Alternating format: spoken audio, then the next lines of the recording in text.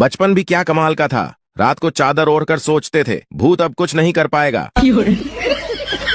दारू पीने के बाद सबसे ज्यादा बोली जाने वाली डायलॉग, तू मेरा भाई है, गाड़ी आज तेरा भाई चलाएगा, मैं तेरी दिल से इज्जत करता हूँ, ये मत समझ कि मैं पीकर बोल रहा हूँ, तू बोल क्या चाहिए, तेरे लिए तो जान भी हाजिर है, और सबसे मजेदार, कल से दारू बंद। अच्छा। एक लड़का अपनी पड़ोस की आंटी को घर छोड़ने गया। घर पहुंचने पर आंटी बोली, बेटा रात बहुत हो गई है, तू अंदर गुल्लू के साथ उसके कमरे में सो जा। लड़का बोला, नहीं आंटी, मैं यही सोफे पर सो जाऊंगा। लड़का वही सोफे पर सो गया। सुबह एक बेहद ही सुंदर लड़की चाय लेकर आई। लड़के ने पूछा, आप कौन? लड़की बोली, मैं गुल्लू, और आप कौन? लड़का बोला, और मैं साला उल्लू।